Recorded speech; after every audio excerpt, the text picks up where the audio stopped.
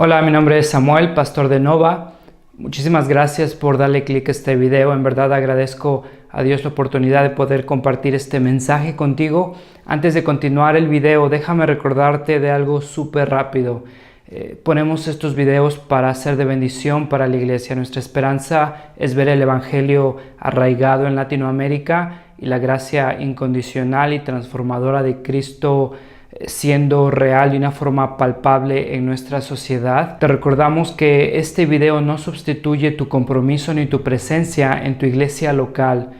Creemos que el evangelio forma parte integral de la vida en comunidad y de hecho el evangelio se refleja viviendo en comunidad, y es ahí donde vemos que nos perdonamos unos a otros, nos animamos unos a otros, nos exhortamos unos a otros, nos amamos unos a otros. Entonces ponemos estos videos con la esperanza de seguir anunciando el evangelio, pero también recordándote, invitándote a formar parte de una iglesia. Si no tienes una iglesia local, te recomendamos recursos como Coalición por el Evangelio, Iglered, el directorio de Acts 29. Ahí hay iglesias cristocéntricas con sana doctrina, con predicación expositiva. Te animamos a formar parte de una iglesia, a comprometerte con una iglesia, a ser de bendición para tu liderazgo y para la iglesia local en la ciudad donde estés. Esperamos que esta predicación sea de bendición para tu vida. Anhelamos que el evangelio siga transformando nuestra cultura, nuestro país, Latinoamérica,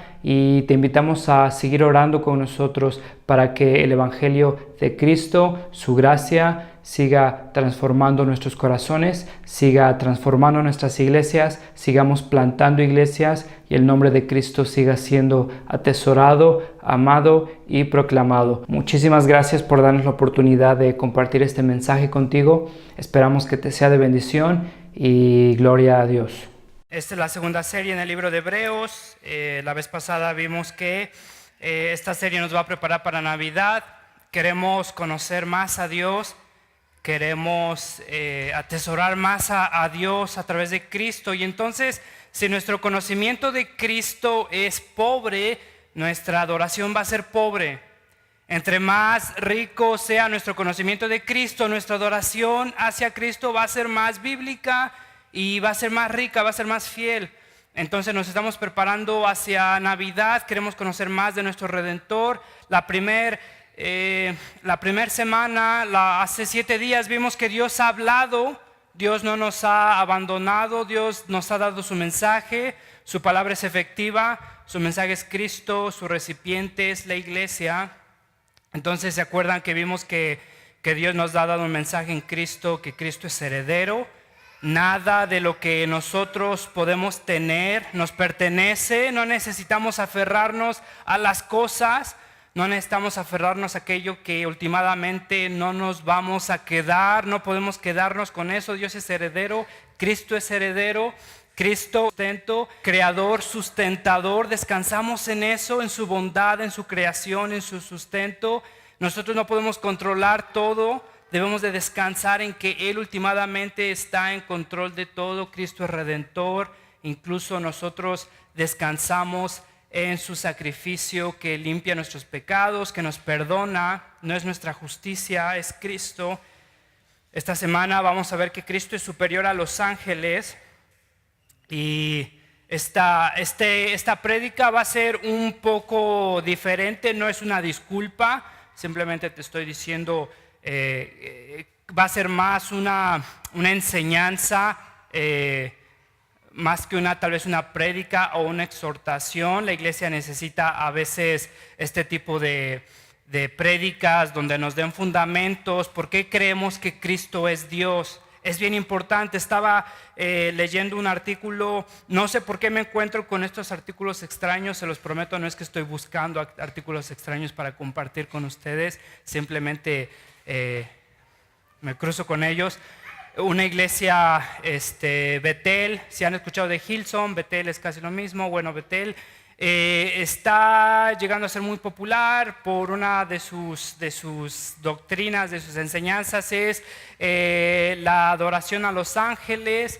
Y entonces están acercándose, según ellos, a Dios a través de los ángeles, y según ellos están teniendo visiones de ángeles y según ellos entonces tienen un acceso superior a Dios por medio de estos ángeles. Y entonces cuando están adorando, cuando están ahí cantando, orando ahí en su iglesia, ellos juran y perjuran. Incluso hay videos que, bueno, ya después si los ves te vas a dar cuenta, pero según ellos que ven la gloria, que ven la nube de la gloria de Dios y ven plumas de ángeles cayendo ahí donde están adorando, donde están cantando, y ven polvo de oro. Hoy te voy a decir que no escuchar el mensaje de Dios es desviarte. No escuchar el mensaje de Dios es desviarte. No escuchar el mensaje de Dios es desviarte. Dios nos ha dado un mensaje, es Cristo. No escuchar su mensaje es desviarnos. No solo la iglesia cristiana llega a desviarse en cuanto a lo que creemos. No sé si te has topado un sábado en la mañana, un domingo te estás preparando para la iglesia, o un sábado estás viendo, no sé, un partido de fútbol, acción o lo que sea, y de pronto tocan a tu casa y vienen dos personas en corbata, muy así vestidos particularmente, los ves y dices, híjole, ay, ¿ahora qué hago? Ya abrí. Y entonces te empiezan a hablar sobre el reino de Dios y sobre Cristo. Y que Cristo no es Dios, que Cristo es un ángel y Cristo es creado. Y entonces Cristo es creado primero y a través de Cristo son creadas todas las cosas. Ahora, no te quiero exponer, pero estoy seguro que muchos de nosotros, si no es que todos,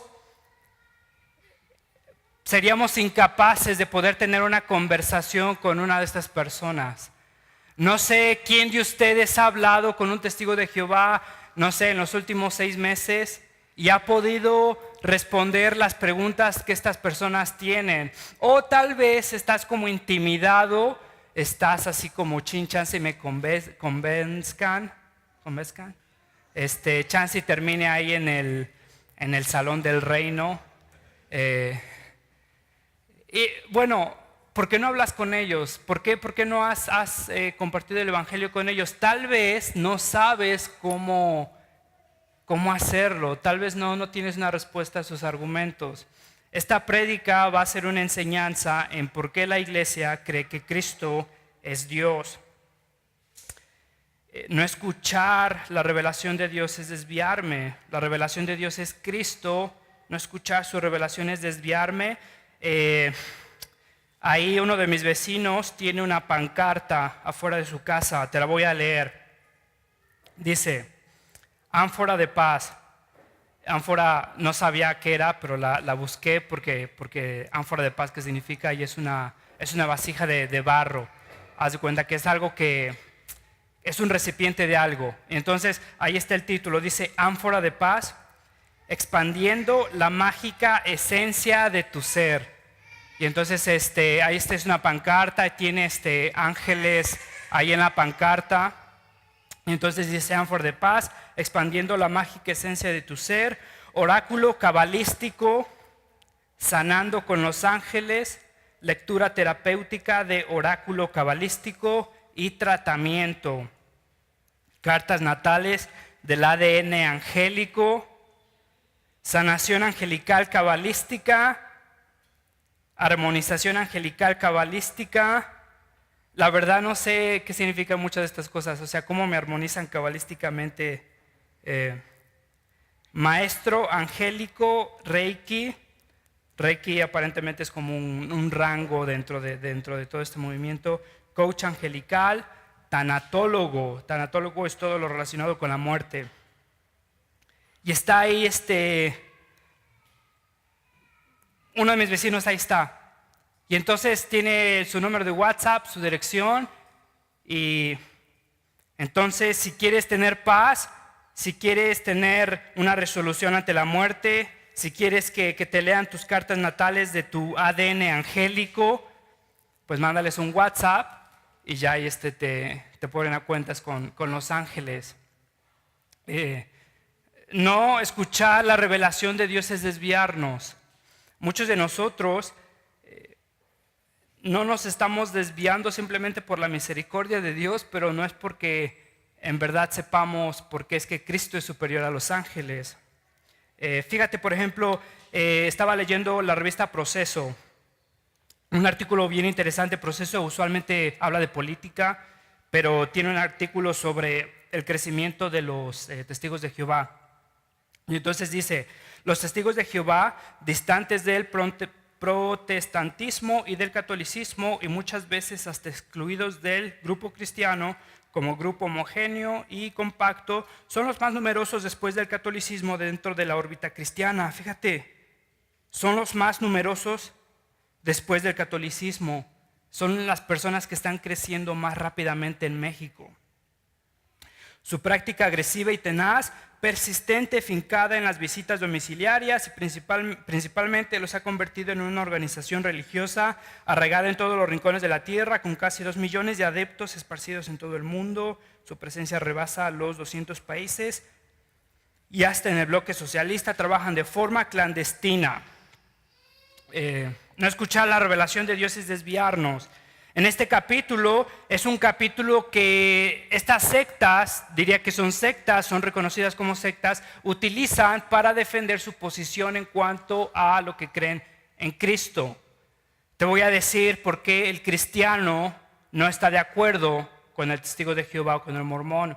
Ahora, si fuera tú, te recomendaría en estos 35 minutos, 40 minutos, hacer todo un esfuerzo por tratar de seguir el argumento, tal vez anotar, tal vez cómo es que se interpretan los salmos, qué este autor está diciendo. Si te estás durmiendo no pasa nada, te puedes levantar, puedes tomarte un café.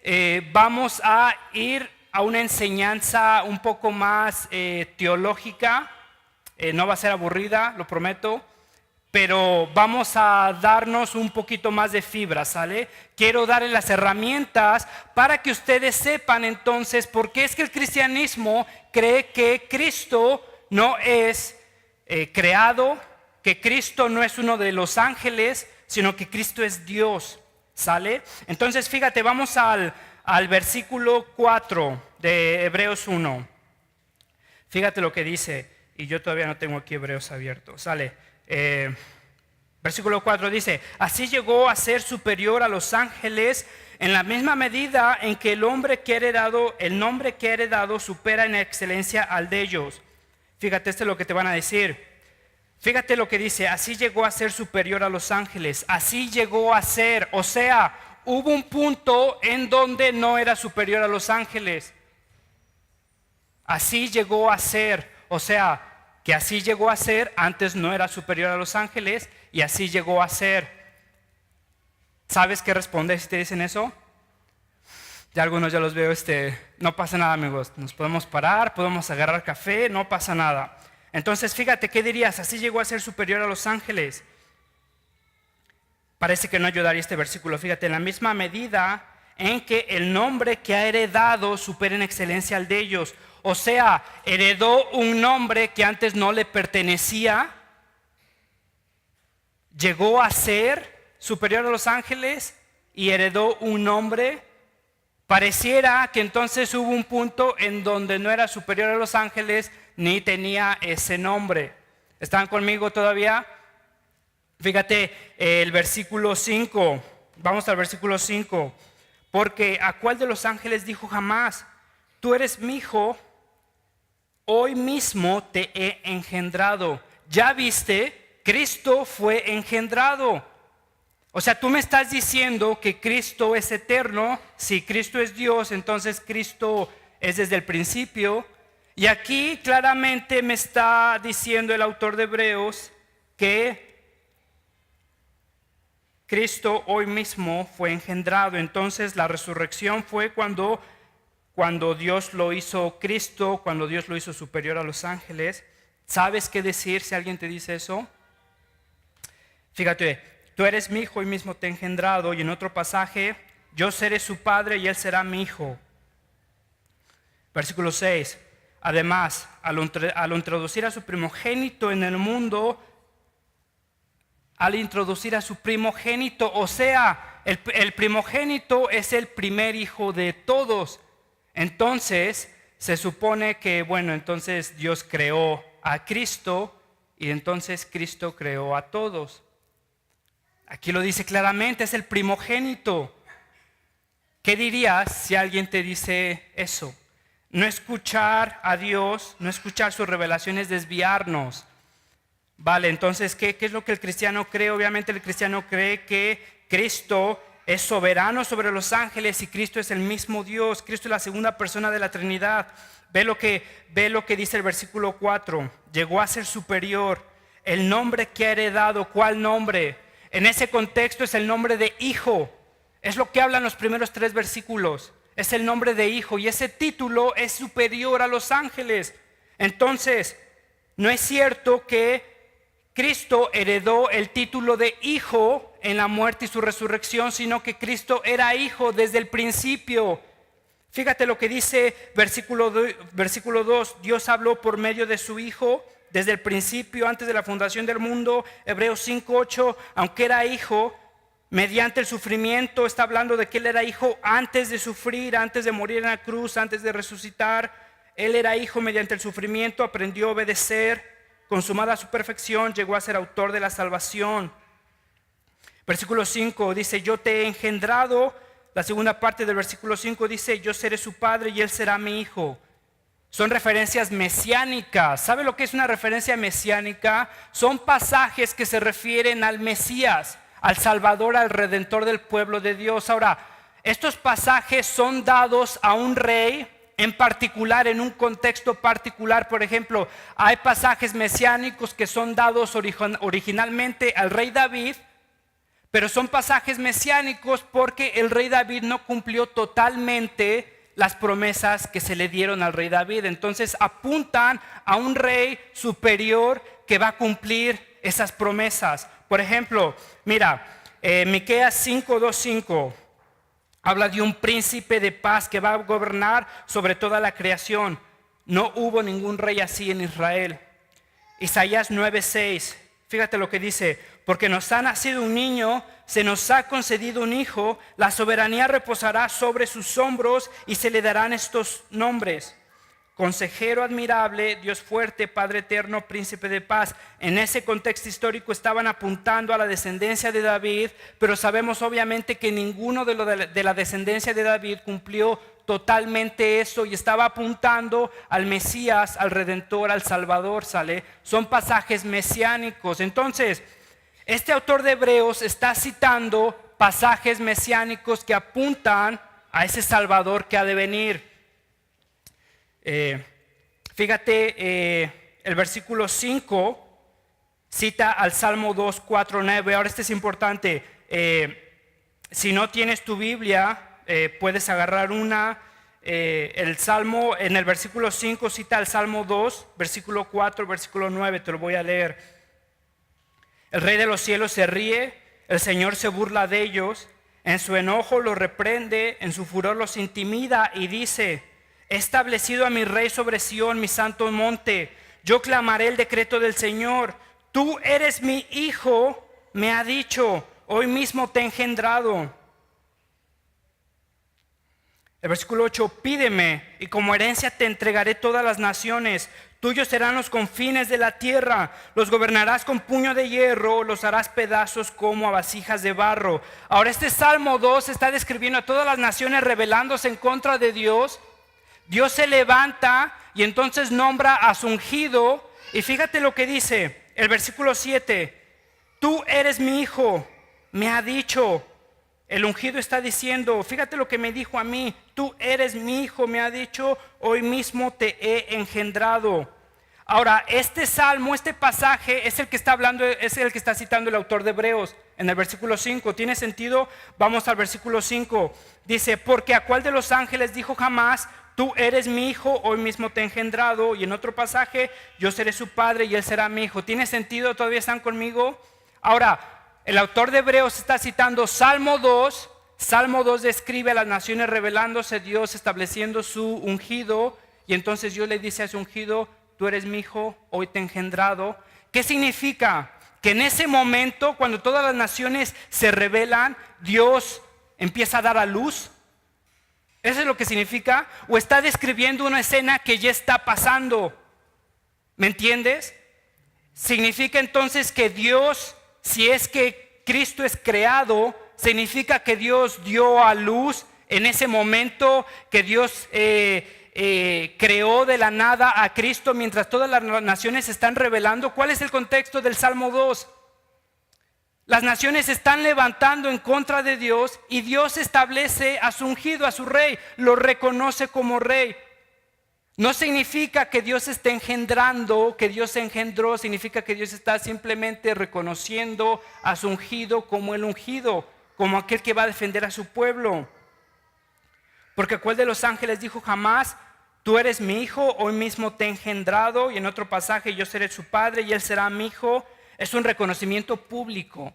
Pasa lo mismo en 2 de Samuel, que lo cita también el versículo 5, el versículo 6. 2 de Samuel capítulo 7 es cuando se hace el pacto davínico, cuando Dios reconoce a David como su ungido, como el representante, y entonces le dice: tú serás mi hijo.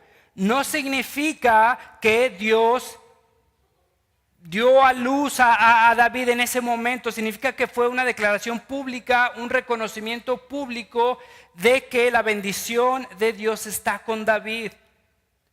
No significa, en otras palabras, más corto, no significa que esto es que Dios creó a Cristo, como tampoco significa que en el Salmo Dios de la nada Dios creó a su ungido cuando las naciones se están rebelando. No significa que Dios engendra a su rey, significa la declaración pública. Pero chance y está relatando cuando Dios hace a Cristo Cristo, cuando Dios adopta a Cristo como Mesías, como superior a los ángeles, y chance y eso está describiendo cuando Dios está adoptando a Cristo. Hay una herejía que es la que se utiliza en estas sectas, los adopcionistas, es una de los fundamentos que ellos defienden, y entonces dicen que Cristo no era lo que nosotros conocemos como Cristo, pero cuando se probó fiel, entonces Dios lo adoptó y Dios lo hizo lo que es hoy. Dios lo hizo Cristo superior a los ángeles. Si vas conmigo a Juan 1, versículo 1 al versículo 3, fíjate lo que dice: en el principio ya existía el verbo. Y este también es otro argumento que tú puedes anotar ahí en tu libreta si encuentras un testigo de Jehová y en vez de cerrarle la puerta, por lo menos le puedes preguntar esto, ¿sale? Por lo menos pregúntale esto para hacer plática. En Juan 1, versículo 1, dice: en el principio ya existía el verbo, y el verbo estaba con Dios, y el verbo era Dios. Ahora, ¿de quién está hablando? De Cristo, ¿sale? Está hablando: en el principio ya existía el verbo, Jesús, y el verbo estaba con Dios, y el verbo era Dios. Él estaba con Dios en el principio, por medio de él todas las cosas fueron creadas. Sin él nada de lo creado llegó a existir. Ahora, si te enseña su Biblia una de estas personas, la Biblia de las... ya se me olvidó cómo se llama, pero esta es la versión de los testigos de Jehová, vas a encontrar que en el versículo 1 dice: en el principio ya existía el verbo y el verbo estaba con Dios, hasta ahí todo bien, y el verbo era un Dios. Esto es lo que vas a encontrar en su Biblia. Ahora, no hay forma en el mundo mundial de que esta frase pueda ser traducida así de ninguna forma, en ningún contexto. La gramática que está ahí en el griego no te deja salida sino traducirlo como: y el verbo era Dios. Te van a decir: es que en el original no tiene artículo, y cuando no tiene artículo se le agrega la palabra un Dios. No es cierto, no es cierto. Muchas veces cuando han venido y ya no vienen a mi casa, cuando vienen a mi casa les pregunto esto y me empiezan a echar su choro, agarro mi Nuevo Testamento, el griego, y les digo: mira, aquí está, a ver, ok, bueno, tradúcemelo y explícamelo. y entonces, bueno, ya se les hace tarde y se tienen que ir a otro lugar y ya no vuelven. Ahora, esto no hay forma, si hay un argumento de que entonces Cristo no era superior a los ángeles y llegó a ser superior a los ángeles después, fíjate que esto no te da opción. Incluso eruditos, personas seculares, no cristianas, te van a afirmar que no hay forma en la gramática griega, no hay opción, no hay duda de que esto pueda traducirse de otra forma. Y el verbo era Dios. Ahora, el verbo era Dios desde el principio. En el principio ya existía el verbo y el verbo estaba con Dios y el verbo era Dios. Tal vez si fuera tú, buscaría,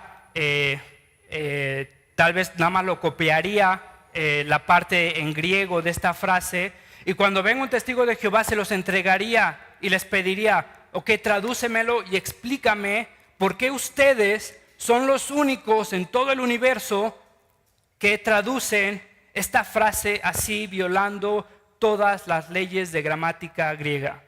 ¿Sale? Entonces, Cristo es superior a los ángeles desde el principio, no es procreado. Versículo 6, pero dice que es primogénito, o sea, tuvo que haber sido engendrado primero. Fíjate el versículo 6, además al introducir a su primogénito en el mundo, Dios dice, primogénito es la palabra prototokos, lo que significa es primero en orden. Eso es lo que significa esta palabra, primogénito, primero en orden.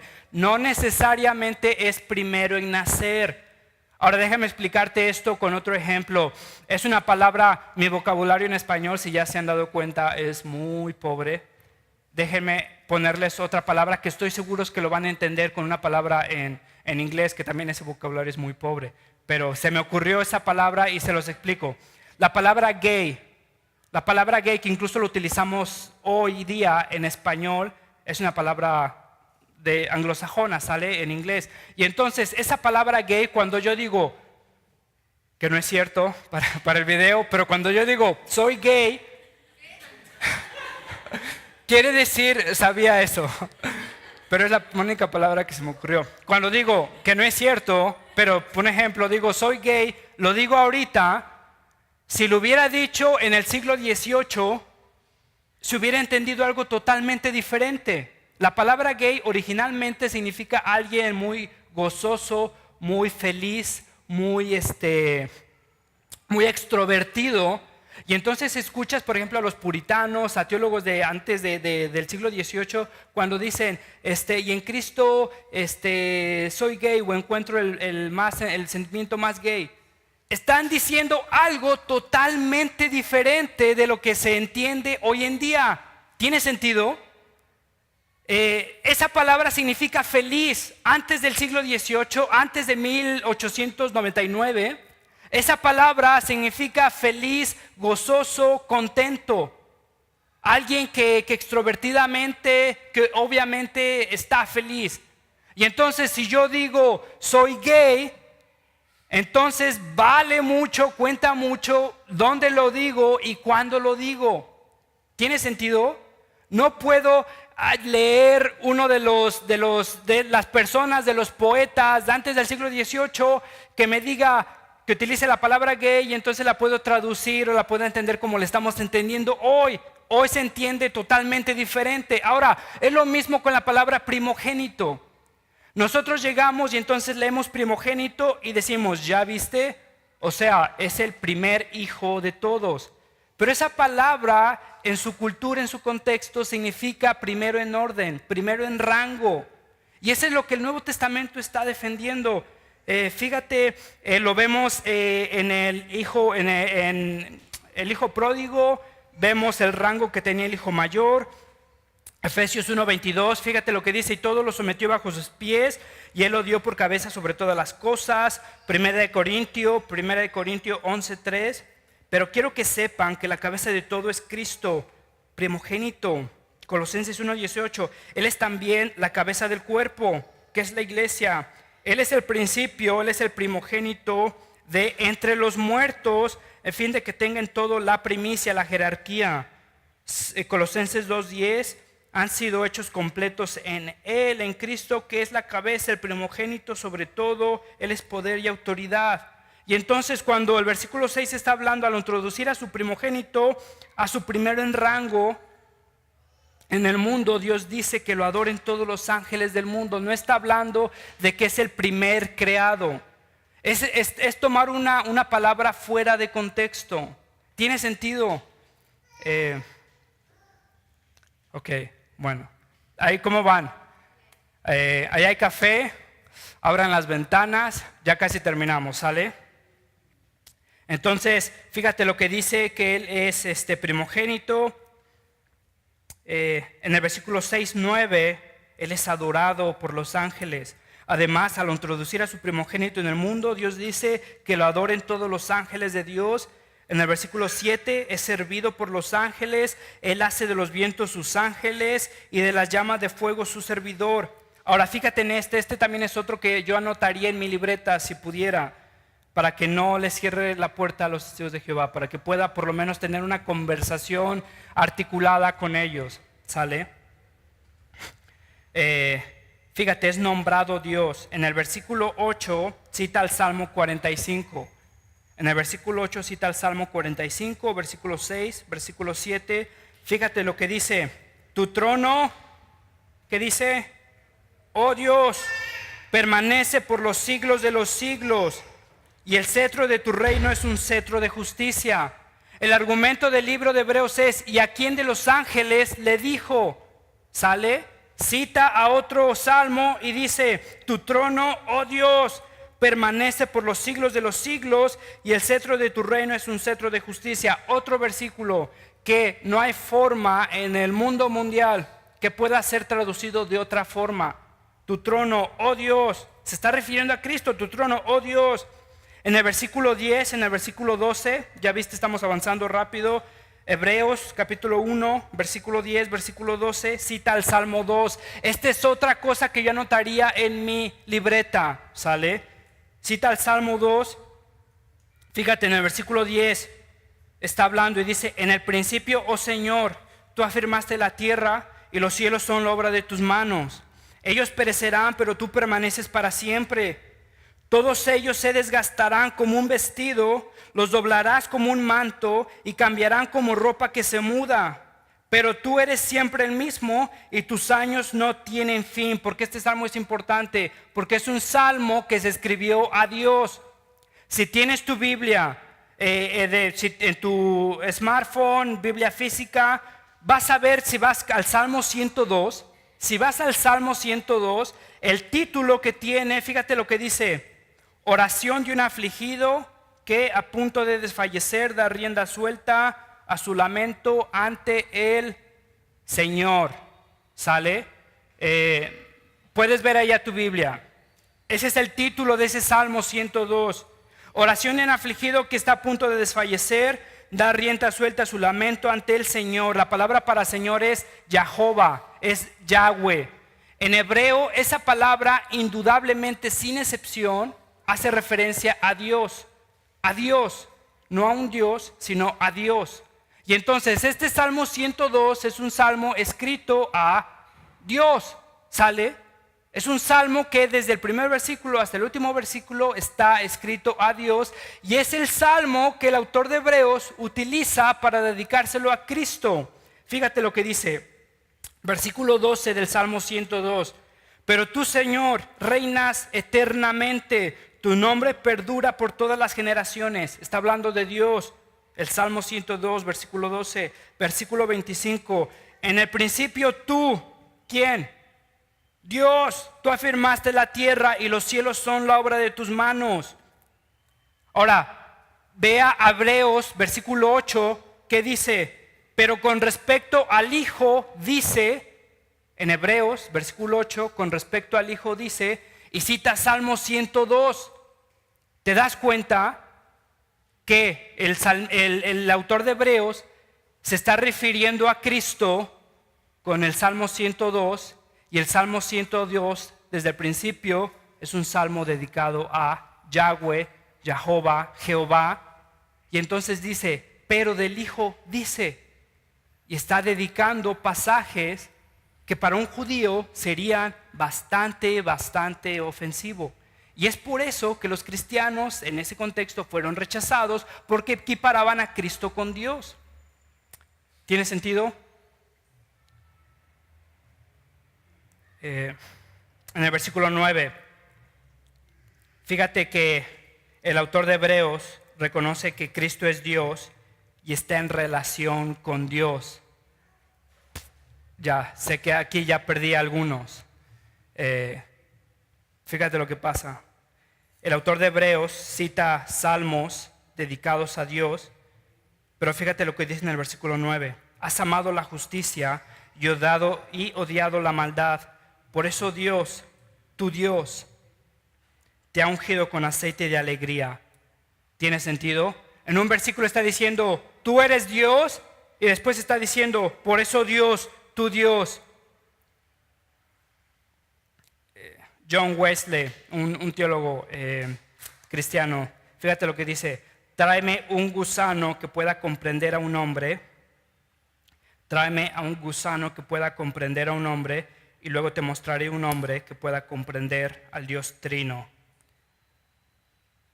¿Puedes traer a un gusano que pueda explicarte lo que es el hombre?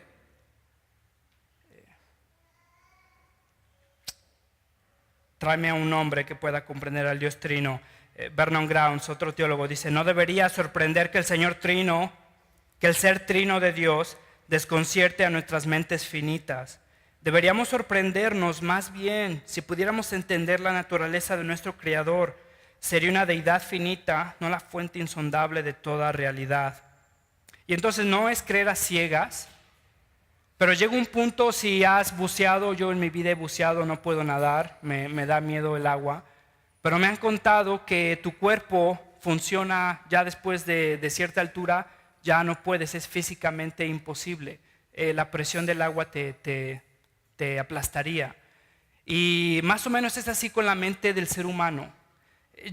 Podemos utilizar nuestro razonamiento, podemos no dejar nuestro cerebro para entrar a la iglesia, no es eso, pero llega un momento en donde estamos a una altura que simplemente ya no podemos encontrar suficiente oxígeno, que nuestro razonamiento ya no funciona como funcionaba. Hay algunos que tal vez ese razonamiento deja de funcionar tal vez al metro, hay otros que tal vez 10 metros, pero últimamente no podemos sondear a un Dios infinito. Ario, si conoce la historia de la iglesia, se levanta, empieza a formular lo que ahora creen los testigos de Jehová, los mormones, y se crea el concilio de Nicea. Teólogos se juntan y fíjate lo que dicen: creo en un solo Dios, Padre Todopoderoso, Creador del cielo y de la tierra, de todo lo visible y lo invisible. Creo en un solo Señor, Jesucristo, Hijo único de Dios, nacido del Padre antes de todos los siglos, Dios de Dios, Dios de luz, Dios verdadero de Dios verdadero, no creado, de la misma naturaleza del Padre.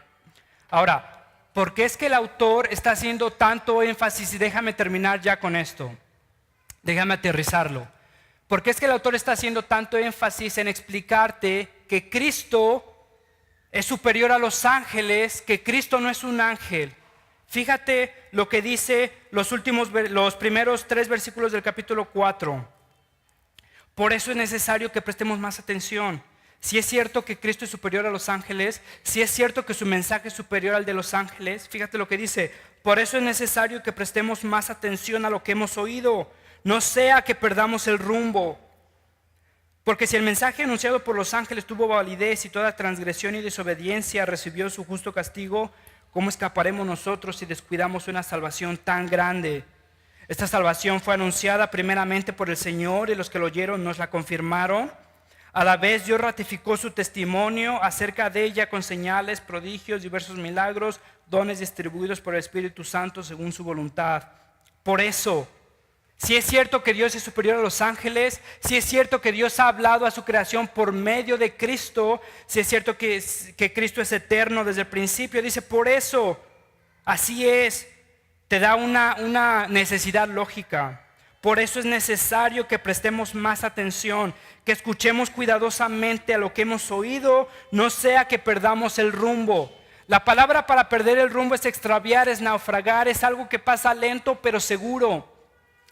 Ignorar la revelación de Dios, no escuchar a Dios, es desviarnos. Muchos de nosotros empezamos a adorar ángeles o empezamos a adorar cristales o piedras y se nos hace más lógico que creer en Dios. Llegamos a una loquera tal que adoramos a todo menos al Creador. Ignorar la comunicación de Dios, ignorar el mensaje de Dios es desviarnos. Entonces dice, es necesario que prestemos más atención a lo que hemos oído, no sea que perdamos el rumbo. Si el mensaje que dieron los ángeles en la ley mosaica, en el Antiguo Testamento y toda transgresión y desobediencia recibió su justo castigo, las plagas, el peregrinaje en Egipto, los reyes redocados, vimos Malaquías, las consecuencias de su desobediencia. Si rechazar ese mensaje tuvo consecuencias, ¿cuánto más rechazar el mensaje de Cristo, que es superior a los ángeles y su mensaje es superior al que los ángeles pudieron dar? Ahora tengo una pregunta. La semana pasada dijimos que Cristo es heredero, que en su mensaje nos está diciendo que le pertenece todo, que no nos vamos a poder aferrar a nada. ¿Estás escuchando? No escuchar su revelación, no escuchar a Dios es desviarnos. Muchos de nosotros empezamos a tomar decisiones incorrectas que a la larga nos van a dejar en un lugar que no queremos estar. Y tal vez signifique que nuestra salvación nunca fue verdadera. Tal vez signifique que nuestra profesión de fe fue tan vana como nuestra fe en ese momento. O tal vez signifique que somos hijos de Dios, pero vamos a recibir la justa disciplina de Dios. Si el mensaje de los ángeles, el rechazo al mensaje de los ángeles tuvo consecuencias, ¿cuánto más el mensaje que Dios nos ha dado a nosotros por medio de Cristo? Vimos entonces que Cristo es sustentador, que Cristo está en control de todo. ¿Cuántos de nosotros estamos descuidando nuestra relación con Dios por una hora más de trabajo? ¿Cuántos de nosotros estamos descuidando nuestra familia por una hora más de trabajo? ¿Crees que si el mensaje de los ángeles y su rechazo tuvo consecuencias, no tendrá consecuencias rechazar el mensaje de Dios a través de Cristo? Vimos que Dios entonces es soberano y que es su voluntad sobre la mía. Muchos de nosotros, si no es que todos, en este momento, este domingo, este día, estamos haciendo algo, estamos en medio de algo, estamos a punto de hacer algo que sabemos está en contra de la voluntad de Dios, está en contra del plan de Dios. Y aún así pretendemos hacerlo y pretendemos que Dios nos bendiga en nuestra desobediencia. Si el mensaje dado por los ángeles tuvo un castigo, ¿cuánto más rechazar el mensaje que Dios nos da a través de su Hijo? No escuchar a Dios es desviarnos. Muchos de nosotros estamos desviándonos, muchos de nosotros estamos desviados. Si rechazar el mensaje de los ángeles tuvo consecuencias, ¿cuánto más rechazar el mensaje que Dios nos da en Cristo?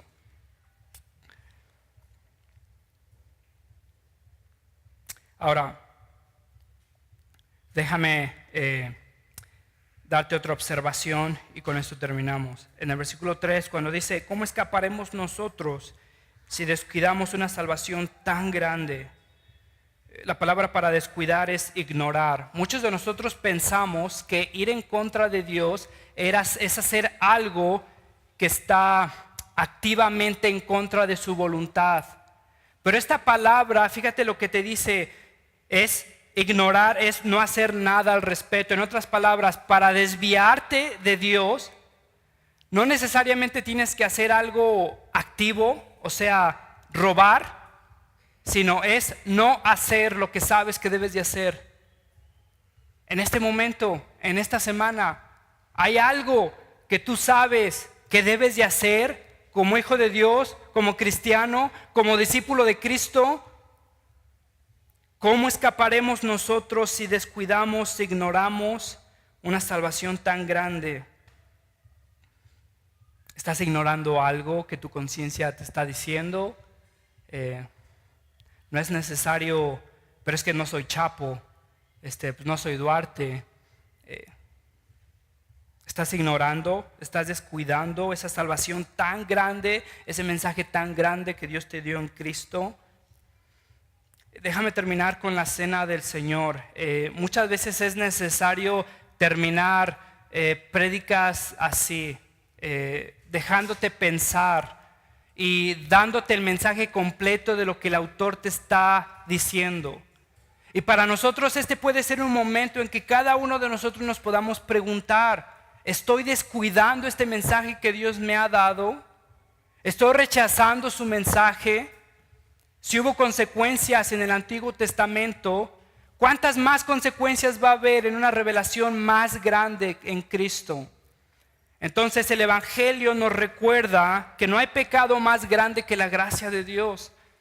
No hay pecado más grande que la gracia de Dios. Si en este momento has estado descuidando ese mensaje, si en este momento has rechazado ese mensaje, la cruz de Cristo te recuerda que Cristo es suficiente y que su misericordia es más grande que tu pecado.